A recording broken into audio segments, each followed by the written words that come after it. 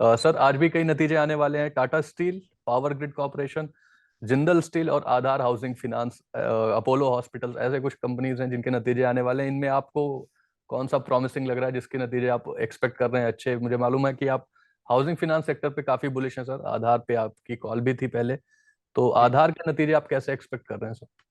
जी, तो देखिए मैं आपको ये करके सभी बता देता हूँ। देखिए अपोलो हॉस्पिटल 2 मिनट ले लूंगा सब। आज जी बीटीएसटी हो जाएगा सर, एक और नया बाय टुडे सेल टुमारो। देखिए चलाते हैं, एक बार देखते हैं कैसा चलता है। तो देखिए जी सर। अपोलो हॉस्पिटल बहुत अच्छा रिजल्ट आने वाला है, आप देख करके चलिए। इलेक्शन सीजन में आप देखिए तो एक बार इनको कहीं ना कहीं दिक्कत देखने को मिली थी। स्टोर एक्सपेंशन और ऑपरेशन मोमेंटम थोड़ा सा गिरता हुआ दिखाई दिया था। सीजनल इम्पैक्ट डायग्नोस्टिक सेगमेंट में रहा है, स्लाइट थोड़ा सा मार्जिन कॉन्ट्रैक्शन फर्स्ट क्वार्टर में देखने को मिला है। यहाँ जी लगता है कि जो बेसिकली मेडिकल मिक्स है, पहले भी हुआ था कि जो इंश्योरेंस के नंबर्स थे, जो इंश्योरेंस क्लेम्स थे वो काफी आते थे। तो मैनेजमेंट ने क्लियर किया था कि साहब इंश्योरेंस क्लेम की वजह से नहीं, अदरवाइज ही हमारा रेवेन्यू अच्छा है। तो वॉल्यूम ड्रिवन ग्रोथ के ऊपर कंपनी का फोकस है, मानना है कि Q2 में अच्छे नंबर्स आएंगे। तो मुझे लगता है अपोलो हॉस्पिटल सबसे पहला होना चाहिए। मुझे लगता है पुल बैक है, कम से कम 7290 का लेवल आपको 1 से 2 दिन में देखने को यहाँ मिल जाएगा। पहला। दूसरा, जिंदल स्टील को देखिएगा। यहाँ पर जी देखिएगा सबसे बड़ा समस्या स्टील सेक्टर पर रही है, डोमेस्टिक डिमांड के बल पर ही इंडस्ट्री चलती हुई दिखाई दी है।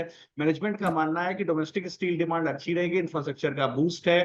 तो यहाँ पर देखिए सेमी फिनिश स्टील से लेके जो सेमी फिनिश स्टील का जो फोकस था, उससे अब कंपनी फिनिश स्टील की तरफ आती हुई दिखाई दी, जिससे जो जो न्यू सेल्स का रेवेन्यू है वो बढ़ता हुआ दिखाई दिया था। 1% Q1 में बढ़ा था, इनको लगता है Q2 में फ्लैट रहेगा। तो ये थोड़ा सा देखने वाली बात होगी, लेकिन स्टॉक के अंदर एक बेस बहुत अच्छा बना हुआ है, 875 885। तो टेक्निकल और फंडामेंटल दोनों मिला दें तो 875 पर एक अच्छा बेस है। हो सकता है टेक्निकल पुल बैक इसमें आपको देखने को मिले 1000 रुपए की तरफ, स्लोली ग्रेजुअली, कम से कम 970 और 1000 रुपए की तरफ यहाँ आपको देखने को मिले। ब्लू स्टार की तरफ ध्यान रखिएगा। अगर आप यहाँ पर देखेंगे तो जो जो electromechanical project and commercial air conditioning system segment है, और जो दूसरा है यूटिलिटी प्रोजेक्ट, जो प्रोडक्ट सेगमेंट है जहां ये एसीज वगैरह बनाते हैं, दोनों में इनको लगता है मार्जिन से सब ठीक ठाक रहेंगे। मॉनसून सीजन में भी मार्जिन ठीक ठाक रहेंगे। स्टॉक सपोर्ट ले रहा है 1790 1830 के आसपास से। मुझे लगता है पुल बैक रह सकता है, 2030 तक का पुल बैक यहाँ आपको देखने को मिल सकता है। इंड्योरेंस टेक्नो पे ध्यान रखिएगा। यहाँ पर आप देखिएगा, बेसिकली आप देखिए तो ऑटो एंसिलरी कंपनी है, ऑटो पार्ट्स बनाती है टू व्हीलर, थ्री व्हीलर के लिए, थ्री व्हीलर और फोर व्हीलर के लिए। यूए यूरोपियन यूनियन और यूके की मार्केट से देखिए 4% इंक्रीज फर्स्ट क्वार्टर में पैसेंजर कॉल से इसमें देखने को मिला था। फोर व्हीलर से इसमें एक डिक्रीज देखने को मिला था। तो यहाँ पर देखिए हो सकता है इस क्वार्टर में इंप्रूवमेंट देखने को मिले। स्टॉक सस्टेन कर रहा है, आप देखिए सपोर्ट लेवल्स हैं करीब 2330 के आसपास का। जैसे ये स्टॉक कहीं 2450 के ऊपर निकलता है, हो सकता है आपको एक पुल बैक 2580 की तरफ देखने को मिले। इसके अलावा जेबी फार्मा, इसकी तरफ ध्यान रखिएगा। देखिए डोमेस्टिक वॉल्यूम ग्रोथ 4% के आसपास रही है। आप देखिए यहाँ पर जो कार्डियोलॉजी सेगमेंट है उसमें अच्छी वॉल्यूम ग्रोथ रही है। स्ट्रॉन्ग परफॉर्मेंस कंपनी को लगता है अभी भी आता हुआ दिखाई देगा। तो सर यहाँ पर एक बार ध्यान रखिएगा। लेकिन यहाँ ध्यान रखिएगा अभी 1870 का भाव है। अगर ये आज कहीं आपको 1930 अपना जो डे हाई है, जो हाई है, उसको तोड़ता हुआ दिखाई दे, तभी आप इसके अंदर पोजीशन लेकर के जाइएगा। मुझे लगता है कि बिल्कुल कहीं आपको, हाँ, 1900 रुपए के ऊपर भी जाता हुआ दिखाई दे, पोजीशन लेके जाइएगा। मुझे लगता है बिल्कुल यहाँ पर भी अच्छे रिजल्ट आने की संभावना है। इसके बाद चंबल फर्टिलाइजर, यहाँ देखिए मैं लगातार बुलिश रहा हूं।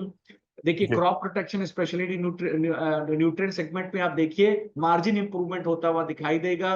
वीडीसाइड्स और फंजीसाइड सेगमेंट से अच्छा मार्जिन आएगा सर।